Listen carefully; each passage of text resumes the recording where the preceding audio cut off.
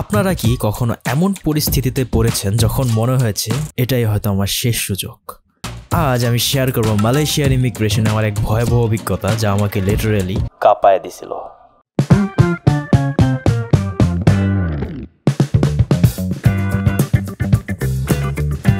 এখন বাজে সকাল 5টা আর আমাদের ফ্লাইট হচ্ছে 8:40 মেবি অ্যান্ড আমরা আগে বের হয়ে গেছি বিকজ ইমিগ্রেশন অ্যান্ড চেকিং হাবিজাবি অনেক কিছু কমপ্লিট করার থাকে, সো ওগুলোতে একটু টাইম লাগে। ঢাকার জ্যাম এখনও কমে না ভাই, এখনও ভালোই গাড়ি দেখা যাচ্ছে।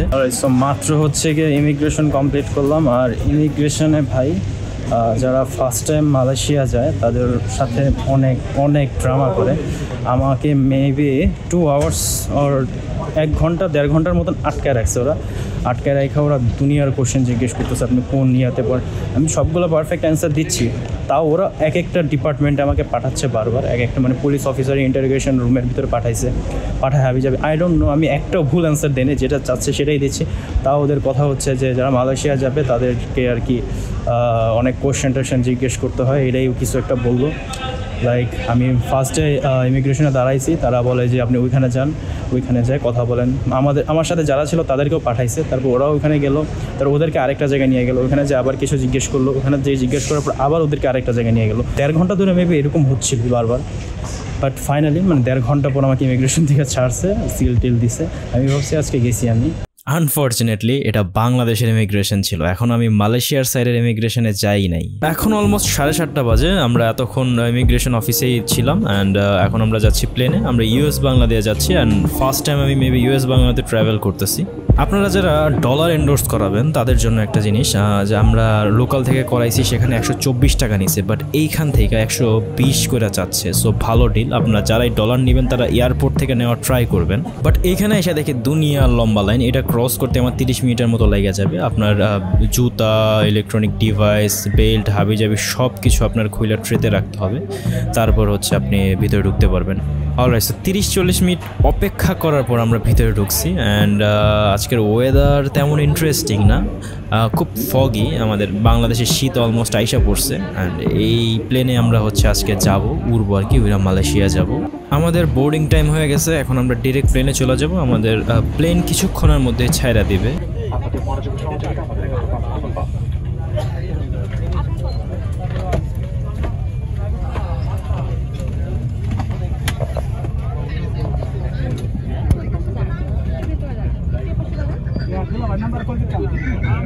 আমাদের মালয়েশিয়া যাইতে অলমোস্ট 4 ঘন্টা লাগবে আর এই প্লেনের মধ্যে কোনো টিভি স্ক্রিন নাই। একটা টেবিল দিছে, টেবিলটা হচ্ছে ভাঙা টাইপের, লাগতেছে ভাঙা মানে হেলা যাচ্ছে।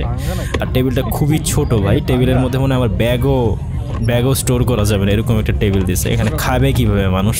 প্লেন ছাড়ার কথা ছিল 8:25, এখন বাজে হচ্ছে 8:55। 30 মিনিটের মতন ওটা লেট করছে। আর আমি অলওয়েজ শুনছি যে US Bangla always flight late করে, আজকে এক্সপিরিয়েন্সও করলাম। ফার্স্ট ইমপ্রেশনটাই খুব বাজে গেল, আই ডোন্ট নো ফিউচারে কী হবে, দেখি 4 ঘন্টা কীভাবে পাস করা যায়। আমাদের প্লেনটা মাত্র উপরে উঠলো আর পাখির চোখে ঢাকাটা দেখতে খুব ডিফারেন্ট লাগতেছে, যদিও নিচ থেকে জ্যাম বা কিছু থাকবে না, বাট উপর থেকে অনেক সুন্দর লাগতেছে। দেখতে দেখতে খাবার সার্ভ করে দিছে আর এইখানে আমাকে এটা কি পায়েস নাকি ফেরনি আই ডোন্ট নো, আর এটা পানি দিছে, পানির বোতল দিছে, একটা ওয়েট টিস্যু দিছে হাত ধোয়ার জন্য, হাত মোছার জন্য। আর এখানে একটা টিস্যু, চামিচ, হাবিজাবি এগুলোই দিছে। আর এটা কি দিছে আই ডোন্ট নো, বাট দেখা লাগতেছে খিচুড়ি টাইপের কিছু। আমি এটার থেকে বেশি এক্সপেক্ট করতেছি না, খিচুড়ির বাইরে কিছু। এই তো আমি বললাম না, খিচুড়ি দিছে গাইস। এই হচ্ছে সেই খিচুড়ি, সাথে চিকেন দিছে। যদি ওরা বিফও অফার করতেছিল, বাট ওদের বিফ নাকি শেষ হয়ে গেছে অলরেডি। আই ডোন্ট নো কতটুক বিফ অর্ডার দিছে, ওদের বিফ শেষ হয়ে যায়, বাট এখন অ্যাভেলেবেল চিকেনই, সো চিকেনটাই নিছি। ওকে, মাত্র খাওয়া শেষ করলাম, তারা আবার একটু কোকও দিছিল। আমি ভাবছি কোক টোক কিছু দিবে না, বাট না, ভালোই আছে, কোক দিছে। আর আমার এই খাবারের মধ্যে সবচেয়ে মজা হয়েছে হচ্ছে ওই যে ডেজার্ট যেটা দিছে, অ্যাগেইন ডেজার্টটাই আমার পছন্দ হয়েছে, এছাড়া এই খিচুড়ি ভালো লাগে নাই। আমরা এখন থাইল্যান্ডের আকাশে আছি আর কিছুক্ষণের মধ্যে আমরা মালয়েশিয়াতে চলে যাব, maybe 30 to 40 minutes. But to be honest আমি অনেক নার্ভাস, বিকজ মালয়েশিয়ার ইমিগ্রেশনে কী হয় এটা জানি না আমি। বাংলাদেশের ইমিগ্রেশনে যেহেতু এত ঝামেলা হয়েছে, সো মালয়েশিয়ার ইমিগ্রেশনে তো আরও বেশি ঝামেলা হওয়ার কথা।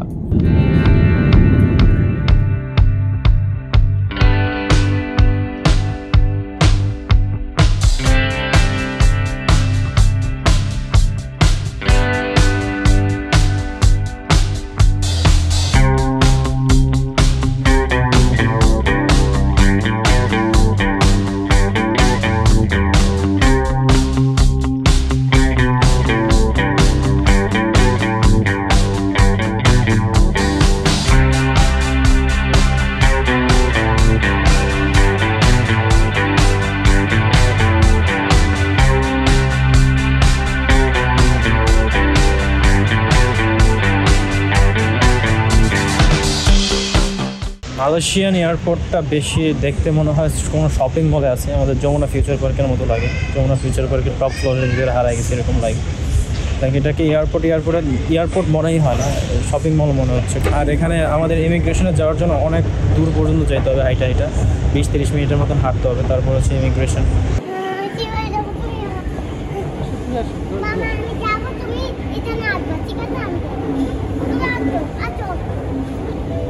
এখানে ছোট একটা কিউট বাচ্চা ওর বাবার সাথে খেলতেছিল অ্যান্ড দৌড়াদৌড়ি করতেছিল, মানে ও হচ্ছে এখানে খুব এনজয় করতেছে এই জিনিসটাতে।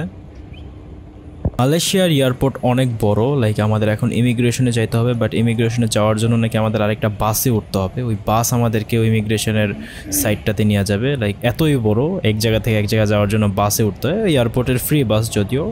আপনারা এয়ারপোর্টে নামার কিছুক্ষণ পর একটা গাছ দেখতে পাবেন, আর এই গাছটা সামনাসামনি খুবই বড়। এখানে মেবি অনেকগুলো গাছ টাছ আছে, বাট এই গাছটা আপনি যখন সামনে এসে দাঁড়ায় দেখবেন তখন অনেক হিউজ লাগবে দেখতে।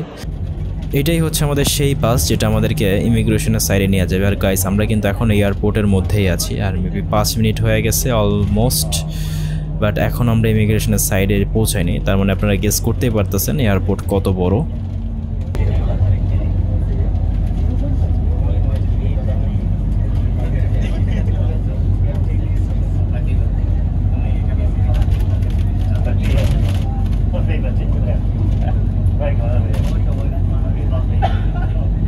মেবি আমরা ইমিগ্রেশনের সাইডে এসে পড়ছি, আর এটা অনেক দূর ভাই। আমরা যেখান থেকে নামছি ওখান থেকে অনেক দূর। এয়ারপোর্টটা আসলে অনেক বড়। আই ডোন্ট নো ইমিগ্রেশন আমাদের জন্য কি ওয়েট করতেছে। আমার আসলে খুব নার্ভাস লাগতেছে এখন। এইটা হচ্ছে মালয়েশিয়ার ইমিগ্রেশন অফিস রুম, আর আমি এখানে আটকায় আছি। আর অলরেডি অনেক বাঙালিকে ডিপোর্ট করে দিছে, বাংলাদেশে ব্যাক করে দিছে। প্রবলি 2-2:30 বাজে আমাদের ফ্লাইট ছিল, 2:30 বাজে আমাদের ফ্লাইট ল্যান্ড করে। 2:30 বাজের থেকে আমরা এখন বাজে হচ্ছে 8টা পর্যন্ত আমাদের ইমিগ্রেশন রুমে বসায় রাখছিল। একদম ফালতু কাজে লিটারেলি। মালয়েশিয়ান ইমিগ্রেশন হচ্ছে দুনিয়ার সবচেয়ে ফালতু একটা ইমিগ্রেশন। যারা আপনারা মালয়েশিয়া আসবেন তারা হচ্ছে সিঙ্গাপুর দিয়ে বাস দিয়ে ঢুকবেন, বিকজ মালয়েশিয়ান ইমিগ্রেশন মানে প্লেন দিয়ে যদি আপনারা ফেস করেন এয়ারপোর্টে, আপনারা মহিলা যাবেন ভাই। এখনও অলরেডি মনে হয় 60-70 জনের মতন ভিতরে বসায় রাখছে, অলরেডি এখনও বসায় রাখছে। আমার কপাল ভালো, আমি কেমনে জানি আমাকে দিয়ে দিছে। মানে ফার্স্টে হচ্ছে আপনাকে নর্মাল ইমিগ্রেশনে জিজ্ঞেস করবে, তারপর আপনাকে যেটা মানে ওদের আরেকটা পার্সোনাল একটা ইমিগ্রেশন অফিস রুম আছে বড়, জানি ওটা কী বলে ভুলে গেছি, ওই রুমের ভিতরে আপনাকে পাঠাবে। অনেকজনকে পাঠাইছে, মানে 200-300 বাঙালিকে পাঠাইছে। তারপর ওইখান থেকে আরেকটা রুমে পাঠায়। আমি ওই সেকেন্ডটাতে আমি কেন জানি আমাকে দিয়ে দিছে। মানে আমরা 3জন আর 4জনকে দিছে, জাস্ট এন্ট্রি দিচ্ছে, আর কাউকেই দেয় নাই, সবাইকে আর কি ওই ভিতরে ঢুকায় রাখছে। আরেকটা ইমিগ্রেশনে পাঠাইছে, এখনও মনে হয় ওরা ইমিগ্রেশনে বসে আছে। যাই হোক, অলরেডি আমি আমার লাগেজ কালেক্ট করে ফেলছি। অনেকক্ষণ ধরে মনে হয় লাগেজটা এখানে জমা ছিল। আমি মাত্র ডলার ভাঙাই নিলাম, আর এখানে আমাকে $100 বলতে 413 রিঙ্গিত দিচ্ছে, যেটা খুবই কম। আপনার এয়ারপোর্ট থেকে বের হইতে কিছু টাকা দরকার হয়, সো অতটুক টাকা আপনি এক্সচেঞ্জ করে বাকিটুকু রাইখা দেবেন, সেগুলো সিটিতে যা ভাঙাবেন, এক্সচেঞ্জ করবেন, বিকজ ওইখানে ডলার রেট খুবই ভালো, বাট এইখানে ডলার রেট একদম বাজে। ওকে গাইস, সো ট্যাক্সি হচ্ছে 3300 সামথিং চাচ্ছে বাংলাদেশি টাকায়। মাত্র 1 ঘন্টা লাগবে যেতে। আর এখানে বাস দেখতে যাচ্ছি, বাসে কত টাকা চাই, কারণ এখানে যাদের পায় তাদেরকে মনে করেন উল্টাপাল্টা প্রাইস দিয়ে নষ্ট করে দেয়। বাসে উঠতে হলে আমাদের এয়ারপোর্টের নিচ থেকে আন্ডারগ্রাউন্ডে যেতে হবে। আন্ডারগ্রাউন্ডের থেকে ওখানে নাকি এসে এখানে বাস আছে।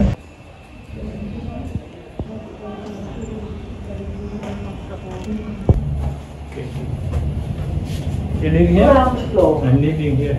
Oh. But I always have terminal 2.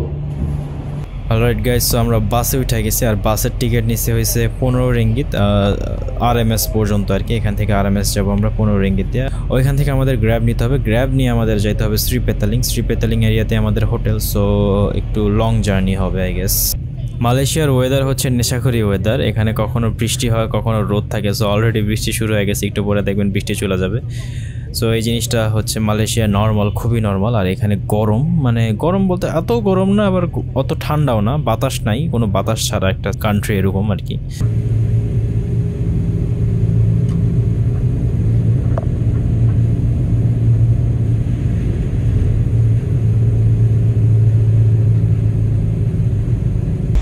Already guys, so আমরা এখন বাস দিয়া মাত্র কোনো একটা প্লেসে নামছি। এখন এখান থেকে আমরা আবার ট্যাক্সি নিয়ে আমরা যাবো হচ্ছে আমাদের হোটেলে। ভাই অনেক রাত হয়ে গেছে, I am so hungry right now. এটা মেবি বাস স্টেশন টাইপের কিছু ওদের। এখন আমরা যাচ্ছি হচ্ছে আমাদের হোটেলে শ্রী পেতালিং এরিয়াতে, আর শ্রী পেতালিং এরিয়াতে হচ্ছে যাইতে আমাদের 29 রিঙ্গিত নিচ্ছে, যেখানে নেওয়ার কথা 10 বা 15 রিঙ্গিত এই রাতেবেলা। বাট মালয়েশিয়ার গ্র্যাবে প্রচুর টাকা আপ ডাউন করে, সো আপনারা দেখে বুঝে গ্র্যাব নেবেন, কারণ যে কোনো টাইমে এটা হচ্ছে 29 থেকে 40-এ চলে যায়, 40 থেকে 10-এ এসে পড়ে, এরকম অবস্থা আর কি। আমরা আমাদের হোটেলের লবিতে এসে পড়ছি, আর এখানে আপনার 30 রিঙ্গিত দিতে হবে ওদের ট্রাভেল ট্যাক্স টাইপের কিছু একটা, আর 50 রিঙ্গিত দিতে হবে যেটা আপনার হোটেল চেক আউটের টাইমে ওরা আবার ব্যাক করে দেবে আর কি, এরকম কিছু বললো।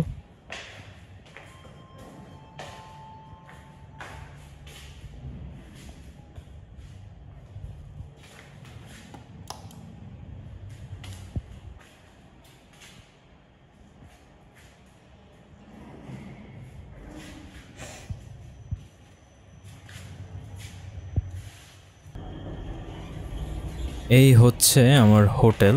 এটা হচ্ছে 2টা ফ্লোরই মাত্র, 2টা ফ্লোর, 2টা মানে 3টা আর কি, 3টা ফ্লোর, আর লিফট আছে 2টা। এখানে হচ্ছে লম্বায় অনেকগুলো রুম আছে, আর এদিকে হচ্ছে 202 নম্বর রুম হচ্ছে কি আমার, সো ওখানে আমি যাব। আর এখানে অনেকগুলো রুম আছে, ভালোই, হোটেলটা বড়, বাট রুমগুলো খুবই ছোট। অলরাইট গাইস, সো আজকের ভ্লগ এই পর্যন্তই। অনেক দিন ধরে আমি ঘুমাই না, আমার একটু ঘুমাইতে হবে। অ্যান্ড নেক্সট ভ্লগে আমরা মালয়েশিয়ার হাবিজাবি এক্সপ্লোর করব, সুপার শপ, মিনি শপ, যত শপ আছে সব কিছু এক্সপ্লোর করব। তারপরে হচ্ছে যা যা করা যায়, যত ফেমাস প্লেস আছে সেগুলো ভিজিট করব। ততক্ষণ পর্যন্ত good bye, good night, good morning, what ever.